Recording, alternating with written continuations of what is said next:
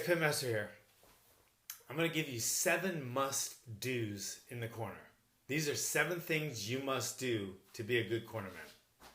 And I already gave you the 7 don'ts.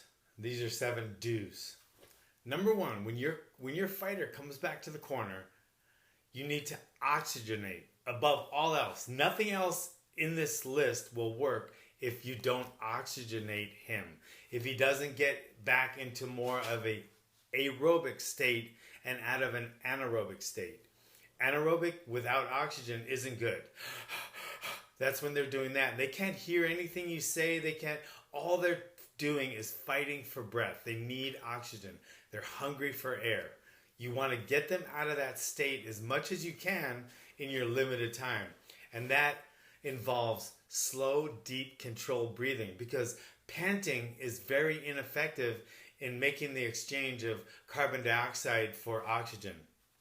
And to get rid of that lactic acid, which you need to do, you need to make that exchange of oxygen for carbon dioxide. Lactic acid needs carbon dioxide. It does not do well with oxygen. It goes away with oxygen. So you need to replace it with oxygen. Slow, deep breathing. That's a whole other video. But so number 1, you need to oxygenate your fighter in the corner. Okay? Number 2, if they're bleeding, you need to coagulate your fighter. You can't disregard a cut or an injury they have. So if he comes back or she comes back bleeding, you need to coagulate. And if you're not a cornerman or a cut man, then the most simple way of any cut is direct pressure. You can do direct pressure and talk, and ice if you got it. But direct pressure is number 1. Okay? So you need to coagulate. That's number 2. Number 3, you need to invigorate. Invigorate. That means get them up, get them going, get them back, instead of being tired and slumpy, you need to get them up and ready, invigorated. Now, I'm not saying hydrated, because taking a sip of water is fine, spitting out the water is just as good. You're not going to get dehydrated in a fight. You will in a 26-mile marathon in the desert, or doing some kind of long workout, an hour-long workout in the heat. But during a fight, you're not going to get dehydrated. Hydration isn't that important in between rounds. Since they've been breathing so hard, their mouth is dry, they need to swish and spit, or swish and swallow. But it's not the hydration you're going for. You're going for invigoration. Okay? Number 4, dictate. You're not having a conversation with your fighter. Oh, so how you feeling? What do you want to do?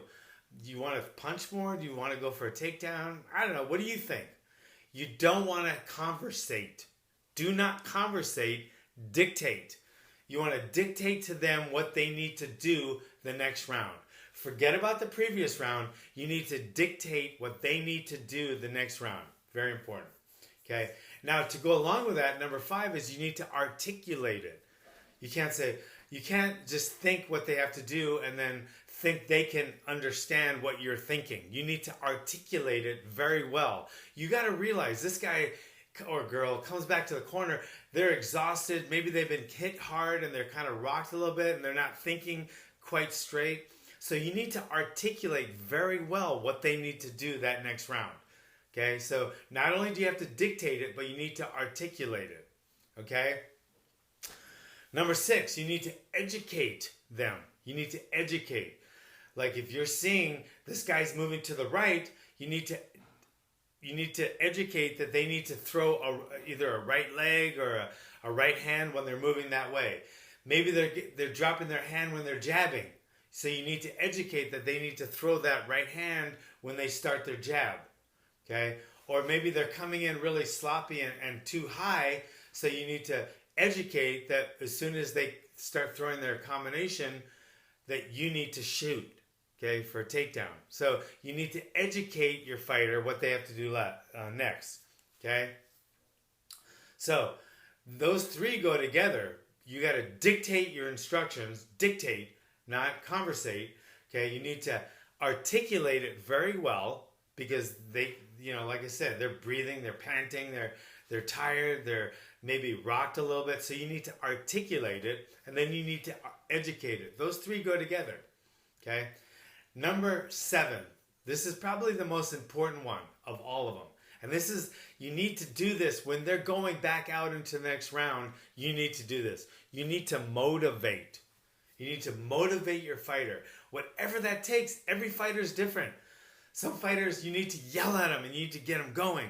Some fighters, you need to be a little more calm. Some fighters, you need to you need to remind them why they're there. Come on, the title's on the line. You need to go, or come on, you need to, make your mortgage payment. Whatever it takes to motivate your fighter, do it. So motivate is number 7. So in order, we have oxygenate, number 1. Number 2, coagulate if necessary. Number 3, invigorate. Okay, sometimes ice, sometimes, pour cold water on them if you're allowed to do that. Number 4, dictate, then articulate, then educate. All right? And then number 7, most important of all in the corner, motivate. All right?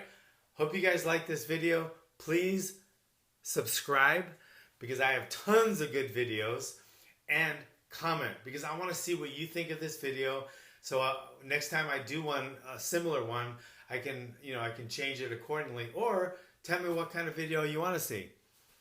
It's not just about martial arts. Sometimes we're a full service gym. I might do a watch review real soon. So anyway, stay tuned. Thanks for coming.